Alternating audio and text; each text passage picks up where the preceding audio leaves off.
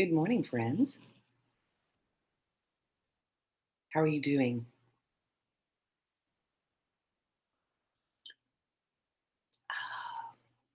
It's Wednesday morning. It's the last Wednesday of the month of March.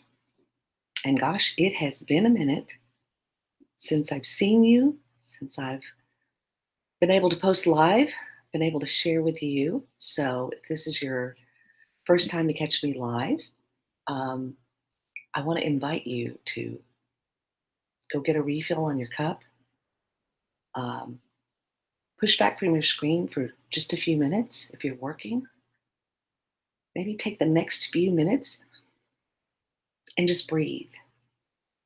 Just take a moment. Let's have some coffee together and touch base and check in at this midpoint of the week. See how we're doing.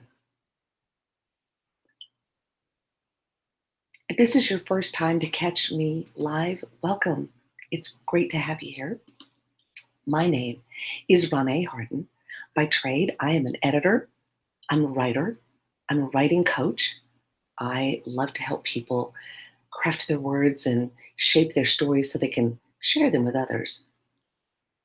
I'm also a former teacher, high school teacher, in fact, high school teacher in the private Christian school sector in Nashville, Tennessee. And so, as we know this week, we had another situation, another mass shooting, because we live in the United States where they happen all the time. And unfortunately, this one hit pretty close to home. So this morning, my sip and salute mug is to my other home, Nashville, Tennessee. My children live there. My grandson lives there. Many, many dear friends live there. A lot of families who've been rattled and shaken by this. And we can't let this be just another school shooting. We can't, we can't keep letting this happen to our children. But what do we do? How do we make a difference? How do we even try to do something? I'm sure you were, sitting at your screen or somewhere in your car, maybe you're at work, what you're doing when you got the news of yet another mass shooting. And these days it can happen anywhere at any time. We're so polarized, we're so um, desensitized to the loss of human life. Oh well, it's just, and now we're making it about transgenderism because now the motive has to be tied to that. And really, that has no bearing on it. What's more important is that three children and three people who were entrusted with the care of those children were mercilessly shot, their lives snuffed out. We can't just scroll by, we can't continue to just let it go as if nothing happens because that's how we lose the fight. So, what can we do? I wanted to come on this morning and talk about spring cleaning and spring break and sort of update you about what's been going on with me this month of March. The last time I was able to spend time with you live was the first Wednesday of March, which was, what date was that? Let's look back. Just kind of curious because it's been a minute. Yeah, it was March 1st.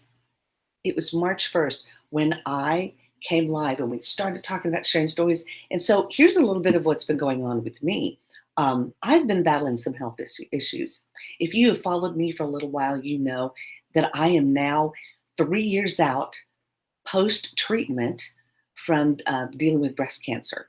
And about this time of year, beginning of the year, I have my semi annual checks. And my doctors have me come in. We do a checkup, get all my labs done. Which here's what's left of me getting my labs done. One they only got one poke this time. They were able to find a vein, one poke, but I bruised so badly. This is like 2 weeks ago, and I'm still bruised. So I've been dealing with some issues with my hips. I discovered I have something called hip dysplasia, which is a condition evidently I was born with. Never knew anything about it till I got older and realized, wow, I'm having a hard time walking. When I say hard time walking, folks, I'm talking about I I finally broke and got one of those motorized scooters, which, by the way, let me just tell you how fun those are scooting around in a store. Mm. I can have a little bell on it, going around the corner. Listen, those things are fantastic. When you have a leg injury, or as I've had a hip injury where I couldn't even get from my car to inside the store without limping in and limping back. Thought I had sciatica, thought I had a pinched nerve, thought I had all these other things. Discovered I actually have something called hip dysplasia. Hip dysplasia, Dysplasia,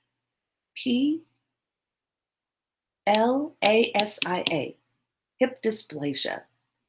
And what that means basically, so here's your hip joint and the hip socket, right? Everybody has how their hip joint fits into their hip socket. And most people, their sockets go all the way around the hip joint. This is Anatomy 101 with Ronnie.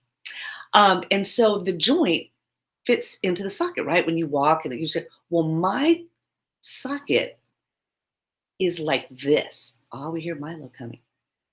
So what happens is I don't have the full extension coverage of my joint, and the edge of my joint hits right on the edge of the socket, which will pit. Hello, good morning, Milo. And so what happens is this joint hits right with the bone, and so any pulled muscles, any nerves, anything that gets pinched, or if the joint area gets inflamed, come on, you want to come up? Come on. Um, that's where that pressure is. And so that's what's been causing me to not be able to walk without great discomfort. Good morning, Miss Mary. How you doing, beautiful friend? Good to see you.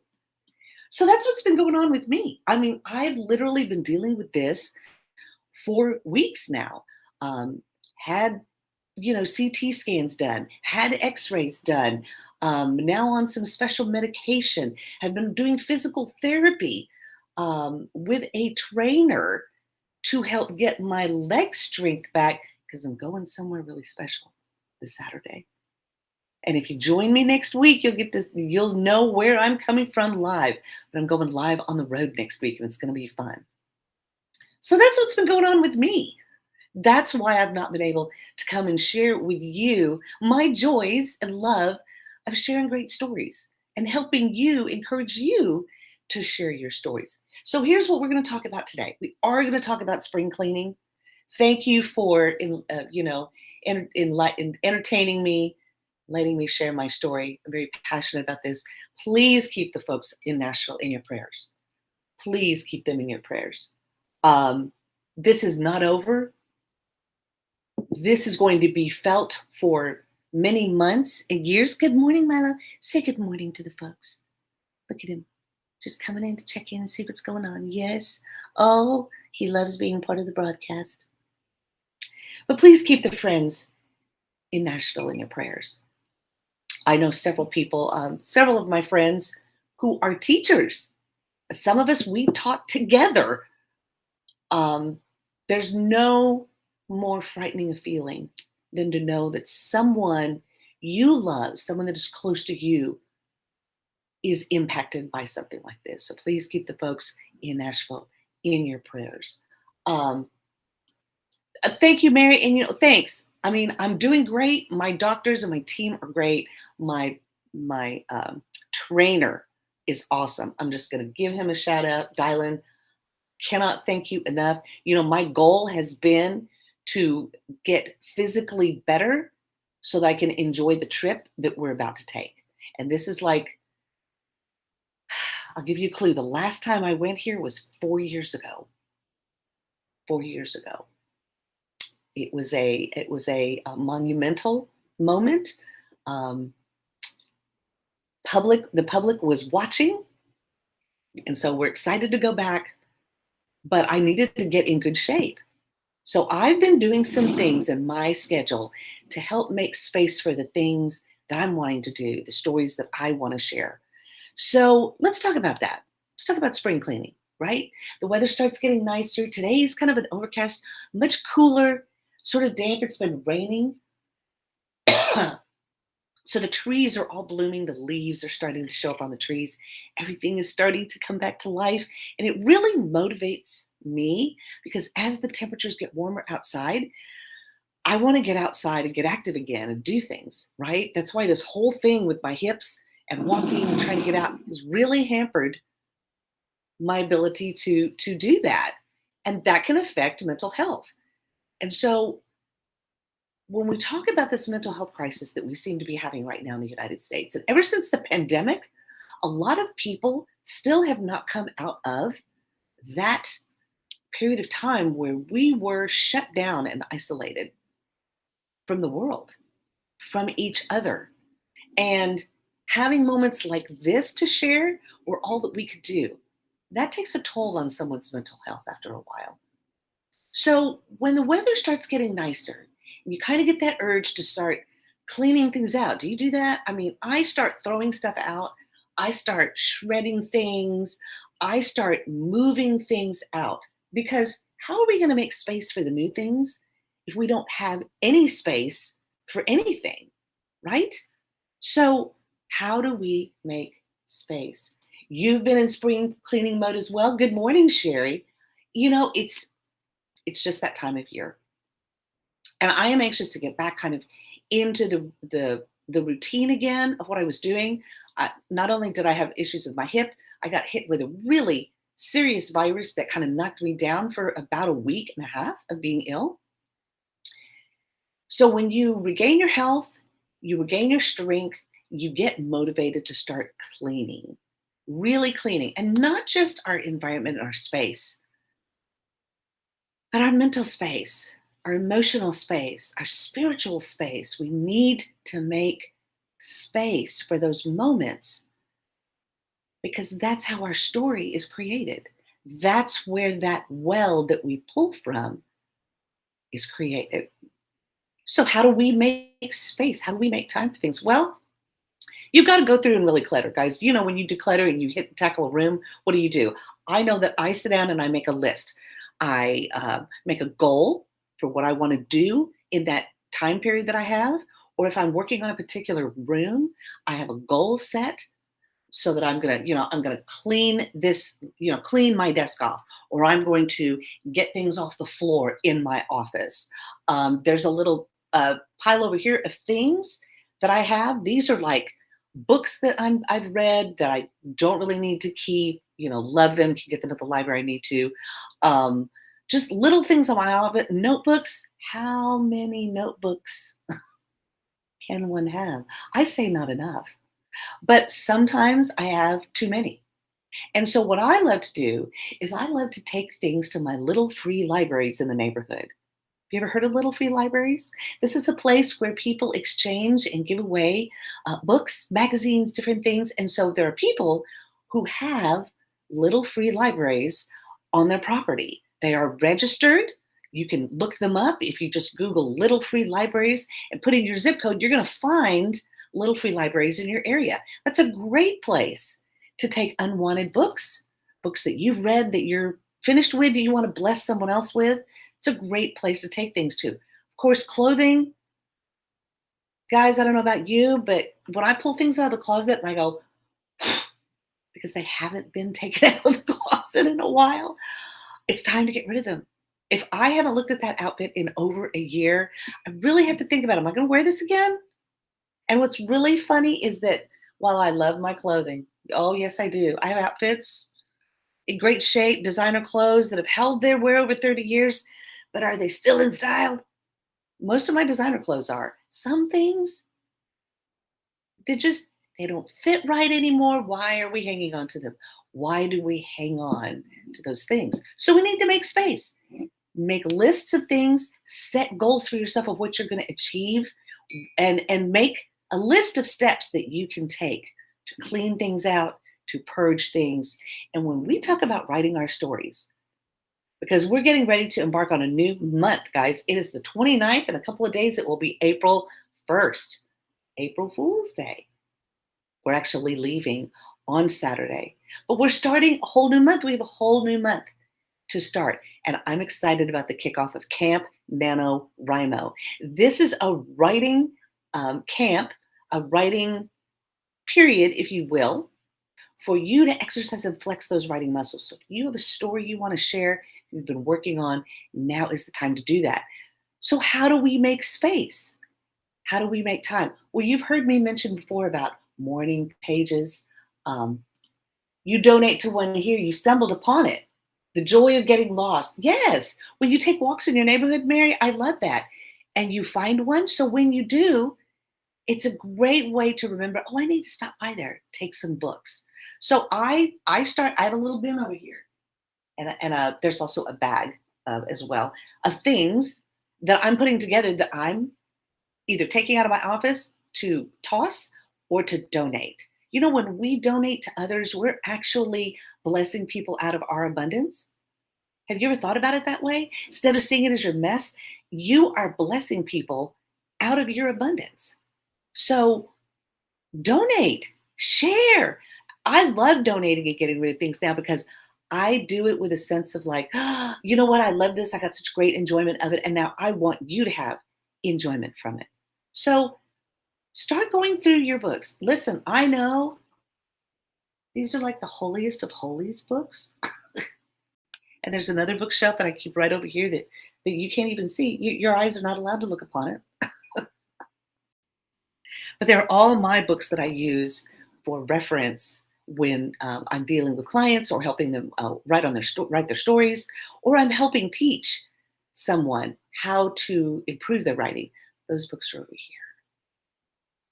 These are here. So I get it. I get it. We even have bookshelves downstairs, and I have books in one of our guest rooms. All my Hawaiian books are in on one bookshelf. So I get it. I understand the importance, but it's good to go through your books and really decide how many do I need to keep? Because let me tell you, moving these things, my shoes, and my coffee mugs. I could have hired a team just to move those. Right. Good morning, Jane. Thanks. Well, it is. Instead of seeing the clutter as mess and getting bombarded with that, that is our abundance. You know, when God tells us that He wants to bless us exceedingly far beyond anything we can even imagine, I look around that and I see that. So now when I give stuff away, I enjoy it because I'm sharing out of my abundance. I hope you'll share out of your abundance today. Make space for those times. Because when you do, you create margin to then have new opportunities, new experiences. If you get to travel, new people that you get to meet, and those are all stories that you get to share. I see some of you on social media sharing all the fun things that you're doing, the places that you're going, the people that you're meeting. Those are all ways that we share our stories. And so as these social media platforms get a little more challenging to share our stories, share our content, we really have to think about how can we streamline? How can we eliminate distractions and things that hinder us so that we can live our fullest, most joyful life? I know that folks in Nashville really need that right now. Probably in your neighborhood, there's someone that you know that you could reach out to bless, to encourage, to share out of your abundance. And what I find is that when I'm doing that, my mind is not dragged to horrible things going on around us, because horrible things are going on around us all the time, all the time. If we focus on them and fixate on them, that depletes our well of joy, and yes, adds to the mental health crisis that we're having.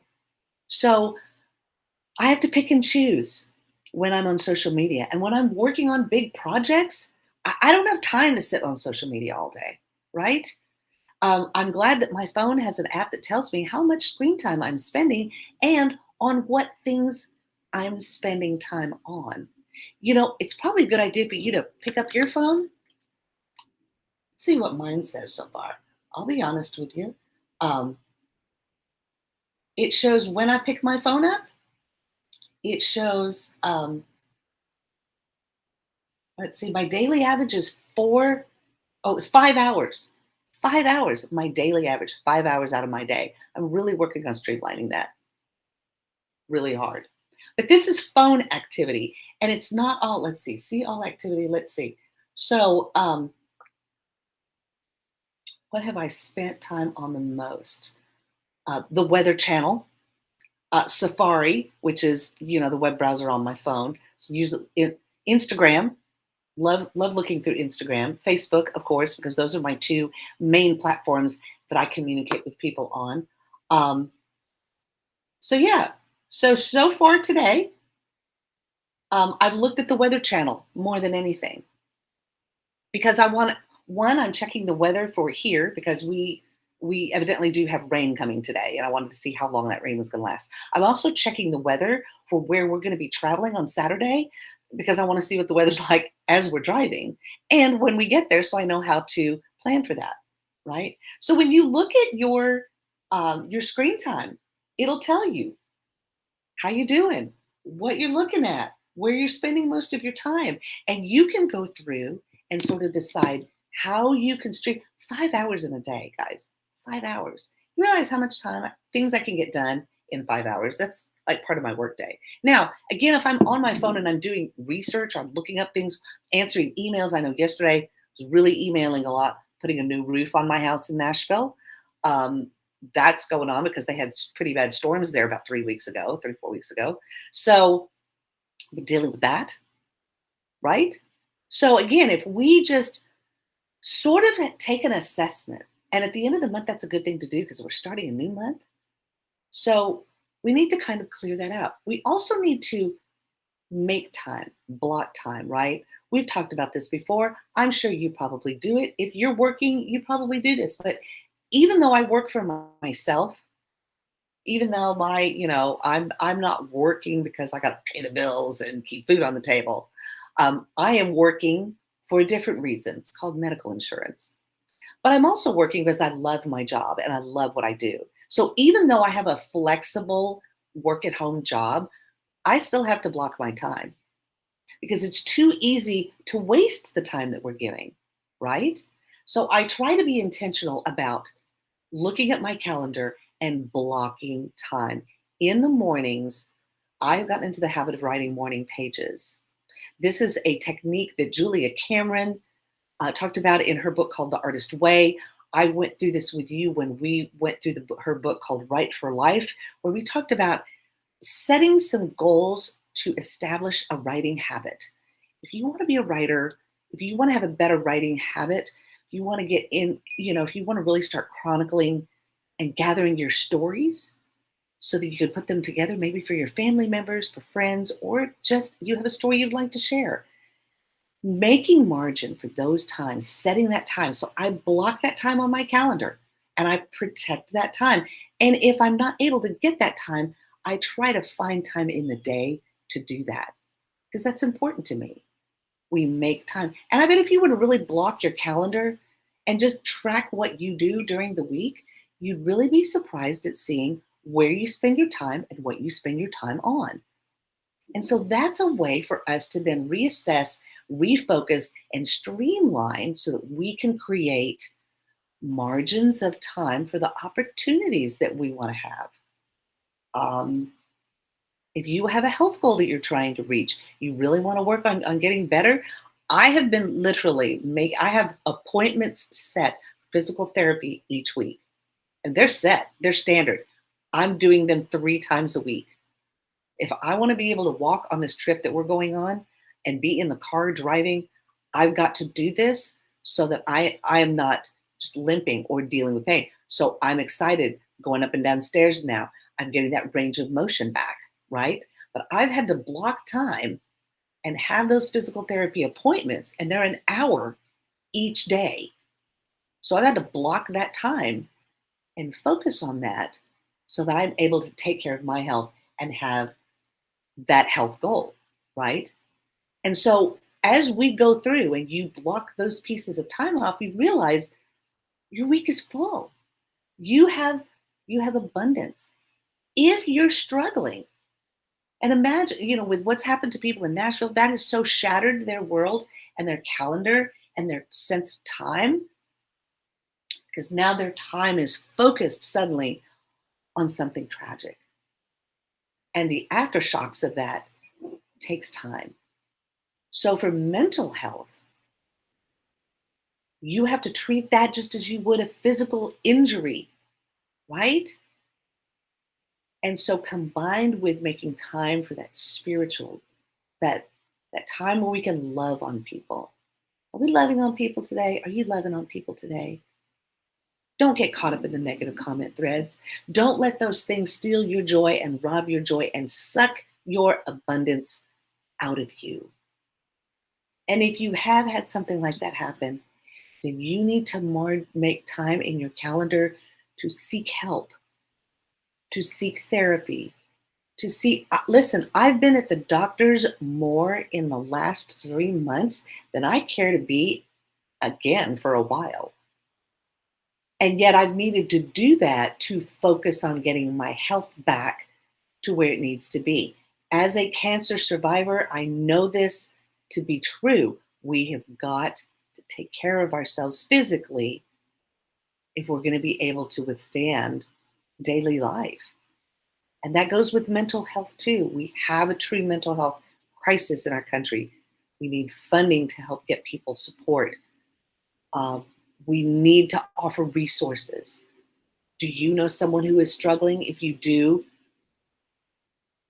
check in on them. Check in on your friends who've been struggling. Check in on your friends who you haven't seen or heard from in a while. If you haven't seen them post, if you haven't heard them, and somehow they come to mind, don't ignore that. God's kind of tapping you on your shoulder, going, hey, you know what? I need you to, why don't you just send a quick message and let them know you're thinking about them?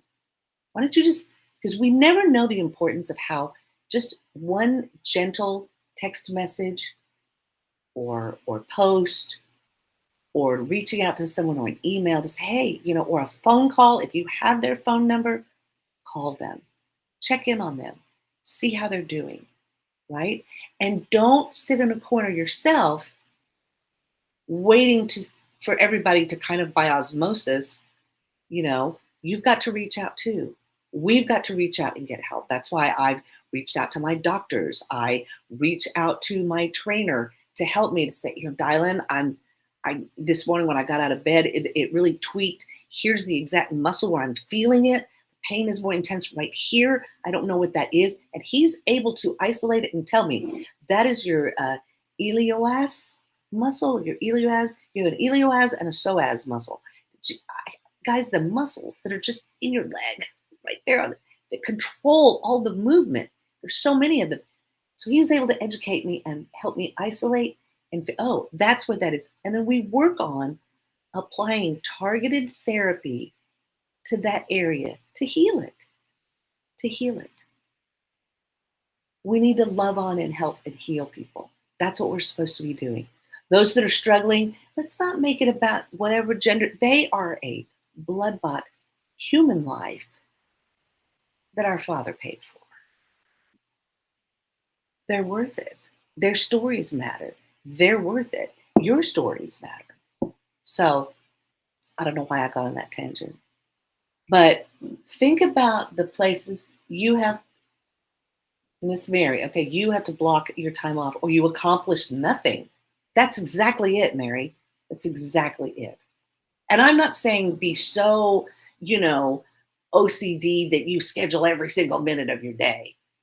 But I think if you go through your calendar and block time off for the things that matter, the things that are important, is it spending time with your family? Is it developing a writing habit? Is it cleaning out your office? Right? Whatever it is, make time for those things. Clear out the clutter. Make space. Give out of your abundance. Give out of your abundance, because you know what happens? The more you give, as I have found, I don't know about you, but I have found that the more I give, the more stuff I get. I love getting new stuff. I love trying new things. I love reading new books, right? Love reading new books. And so, but I can't keep all the books, much as I would love to. But I can't keep all of them. I would be buried in books. So it's okay to enjoy them. And then, especially when I get to say, oh, this was a really great book. And I want you to read it. I want you to have this. Right. And so I've even thought about, I'm going to start writing a little note. I enjoyed this book so much. I hope you enjoy it too. Dear next reader. And then put that in a little free library and say, hey, really enjoyed this. So think about that today. Look around at your clutters, your what you think are messes, and reframe that as abundance. Who could I bless that with? Who would really love to have some new clothes? Like, I don't wear these anymore. They're still in style. They're in great shape. I only wore them like a couple of times. Who could really enjoy having these? Who could benefit from these? Who can I think of that could really enjoy? Is it a women's shelter? Is it a homeless shelter? Maybe it's just a friend down the street who, needs some new clothes but can't really afford to go buy things right now.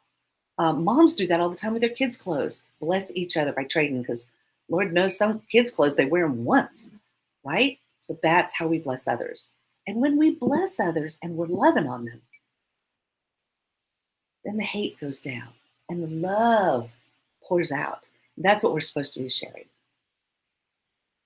Speaking of sharing and new books, so while I've been dealing with my health issues, we've been reading some great books. And in my book club, we have been reading Lessons in Chemistry. Oh my goodness. If you haven't read this book, please read this. Oh, thanks, Jane. Listen, yes, when we love on and care for others, it fills my tank up.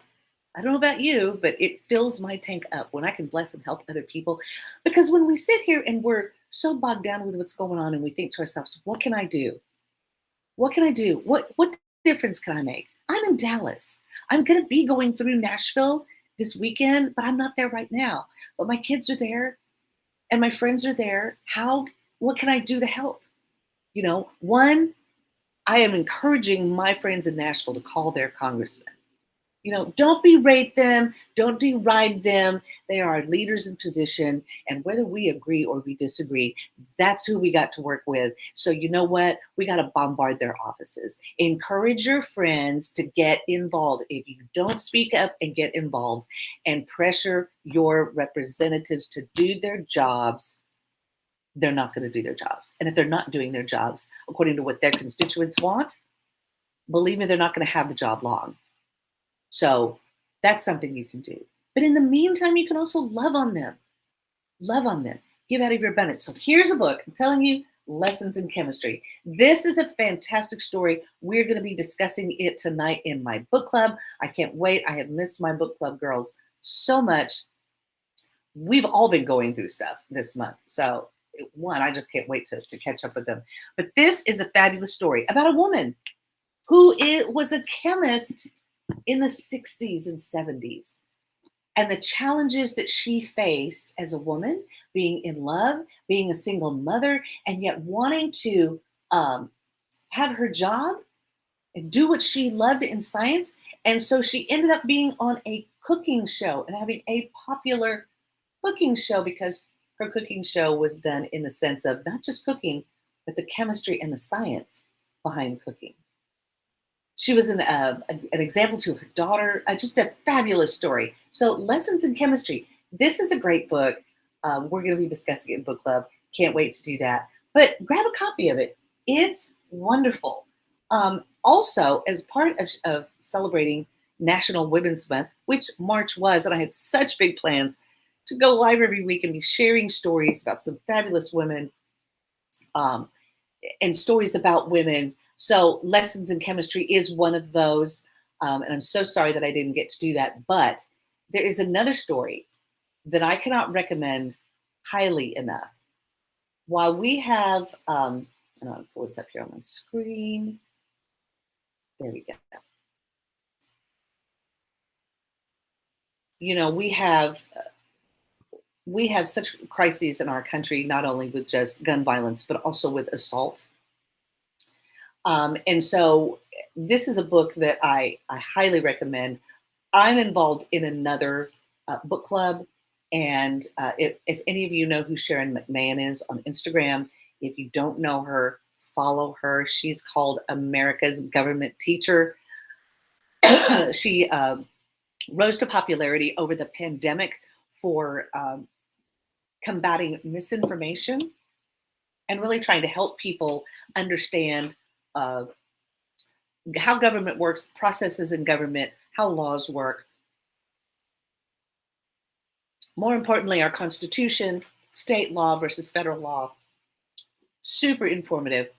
Anyway, I am part of her private book club, and we read a story this month that absolutely just, I think every woman needs to read this. I think this book needs to be required reading for students that are going into college.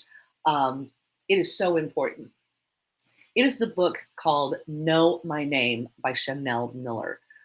Chanel Miller, if you don't know who she is, was the victim in the Stanford rape trial that happened, Brock Turner, back in about 2015. Chanel Miller was sexually assaulted while she was unconscious. This she went viral for her victim impact statement, which just, I mean, I don't know how, 10 million views. It was phenomenal. And this book deals with the rape culture in our country and its prevalence on our campuses. Y'all, the enemy is out for our kids. If he can't take them out through rape and assault, he's going to take them out by guns in elementary schools. I mean, we have got to be on guard. We have got to be on the watch. And so Chanel Miller's book is so compelling. She tells her story in such a genuine way, and just opens your eyes to how our legal system is so slated against the victims. It's just unbelievable. And so I participated in a discussion. We're going to be meeting with the author on the 30th in our private book club. But what was really fascinating in the discussions we've had up to this, we've had attorneys who are in the book club who know Chanel Miller, knew the attorneys involved, knew the DAs, knew the advocates in the court system. I mean, it was just, so we've had some super interesting discussions. But by far, if there's a book that I can recommend from this month, it is Chanel Miller's book, Know My Name. Um, it'll really open your eyes to what's going on our campuses. And believe me, as a person who is in a family who have many Stanford alums, this was devastating. So many, family members, other people who are friends that are Stanford alum were absolutely outraged at what happened. So if you've not heard about this story and you don't know about the story, or you heard about it on the news, the Stanford rape trial, and the guy only got 6 months, and of that 6 months, he only served 3 of it. And there's all kinds of questions that come into play. A lot of things on both sides of the story. So, want a compelling read, this right here. But if you have students that are going into college, especially if you have daughters going into college, or you know someone who is a college student, if they're not dealing with being assaulted, they're running from gunfire. We have to help support them. We have to help support them. So, Know My Name by Chanel Miller. Fabulous book. Highly recommend. Yeah. So, book club. Speaking of book club, if you would love to join the book club, I'll be announcing the book club pick on April the 1st. I'm so excited about it. It's springtime, y'all. Books are the best things. Listen, don't get me started. We can have a whole discussion just on book bans. Who gets to decide what's out there to read. Do you get to decide that? Do I get to decide that? Who gets to decide what ideas can be shared and what can't be? That's really what the conversation about. It isn't about whether the books are not age appropriate. No one is putting, as Sharon has said, no one is putting Playboy magazines in libraries for elementary students to read. It's the ideas that are in the age appropriate books that people are having issues with. It's the ideas. They don't want to confront the ideas and discuss them. They just want to, no, no, shut them down. Mm-mm. We can't have that. We can't have books being banned. That is the beginning of a very dangerous and slippery slope that we don't want to relive. If we go back through our books and see, yes, it is appalling, Mary. It's absolutely appalling. Go back through history and see when books have been banned or destroyed, what has happened. Right now. So we're not going to ban books. We're going to read them. We're going to read them and we are going to discuss them. Yes, we are. So if you would love to join the book club, if you're interested in starting in the spring, we are reading a fun book for the month of April. I'm not going to make you read Chanel Miller's book. Well, you can do that on your own, but I could highly recommend that book. But we are going to have our new book pick announced on April 1st, and I can't wait to share that with you. But if you would love to join the book club, if that would be something that you would love to do, to just make some time, you said you really would love to read more books, maybe get into a group with some fabulous ladies who we set aside time twice a month to get together and discuss our books. If you would love to join the book club, we'd love to have you. You can do so right here. Also, you can also schedule some time with me and we can chat about how you can make margin in your life to accomplish the writing goals that you have. Do you have a story that you've been working on? Maybe something that you'd like to share? My calendar is filling up pretty fast, but I do have time to at least answer your questions. So if you would like to ask me some questions about that, if you have a story you want to run past me, an idea, you have something that you would like to have me look at, I can make some time in my calendar for that. But just let me know. I would love to help you out with that. Sharing your stories, making time, making margin in your life to share the stories and love on the people that you're called to love on, right? So keep the folks in Nashville in your prayers. Send them some love. If you have a friend in Nashville, send them a note today and let them know you're thinking about them. It's a heavy burden. And that's a heavy thing to be on Music City, especially as we're coming into the spring season. And spring represents new life and new opportunities and the promise of resurrection in our Heavenly Father for Easter Sunday. Excuse me. Take the time today to say a prayer for our friends in Nashville. Take the time to love on yourself. Give yourself some grace so that you can make space to love on others. Guys, it's been so good to catch up with you. I have missed getting to see you. Thanks for all the folks that have been chiming in live. It's wonderful to have you here. Let's do this again. We need more of this time together, right? So join me again next week while I'll be coming live from a special location. It's going to be super fun, and I'll be sharing the stories as we go. I hope you'll share yours with me. Until then, oh goodness, I got a little bit clipped. But until then, love you guys. Share your awesome. I know that I'll be sharing mine, and I hope someday we get to meet in person. Oh my goodness. I get so emotional on these broadcasts.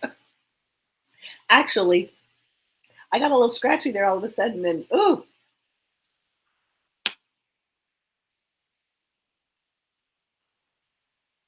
Again, thanks, guys. Let's check back in next Wednesday and have coffee again together, okay? Love you. Mean it. We'll talk soon.